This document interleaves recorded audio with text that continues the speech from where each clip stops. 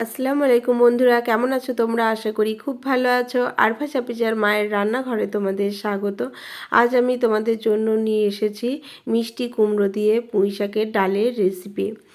এটা গরমের দিনে খেতে খুবই ভালো লাগে, ভাত কিংবা রুটি দুটোর সঙ্গেই ভালো লাগে। তো চলো দেখে নাও আমি কিভাবে এটা বানাচ্ছি। প্রথমে দেখো আমি পুঁই শাকটাকে এরকম টুকরো টুকরো করে কেটে নিয়েছি এবং মিষ্টি কুমড়োটাকেও এরকম চৌকো করে পাতলা করে কেটে নিয়েছি। তো প্রথমে আমি উনুনটা জ্বালিয়ে দিয়েছিলাম এবং কড়াইটা গরম হতে দিয়েছি। কড়াইটা ভালো মতন গরম হয়ে আসলে ওতে দিয়ে দিলাম পরিমাণ মতন সর্ষের তেল। সর্ষের তেলটা ভালো করে গরম করে নেওয়ার পরে দিয়ে দিলাম একটা গোটা পেঁয়াজ, দিলাম 6 থেকে 7 টুকরো রসুন থেতো করে, আর দিয়েছি 5 ফোড়ন। এবার সবগুলো ভালো মতন আমি ফ্রাই করে নেব, হালকা ব্রাউন করে ভাজবো, খুব বেশি ভাজবো না।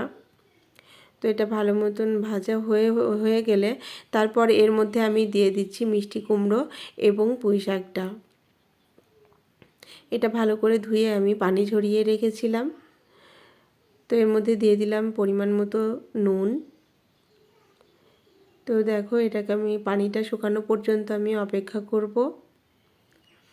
পানিটা শুকিয়ে আসলে এর মধ্যে আমি দিয়ে দিলাম হাফ চা চামচ লঙ্কা গুঁড়ো। এখানে তোমরা শুকনো লঙ্কা কিংবা কাঁচা লঙ্কা ইউজ করতে পারো। তো তারপর দিয়ে দিচ্ছি দেখো হলুদ গুঁড়ো হাফ চা চামচ। তারপর আরও একটু নেড়ে দিলাম, নাড়ার পরে দিয়ে দিলাম পরিমাণ মতন পানি। এখানে আমি গরম পানি ইউজ করেছি। দিয়ে দিলাম, তারপর একটু নেড়ে দিলাম। কিছুক্ষণ পর আমি দিয়ে দেব 2 থেকে 3 ঘন্টা ভিজিয়ে রেখেছিলাম ছোলার ডাল। আমি এখানে 50 গ্রাম মতো ছোলার ডাল দিয়েছি,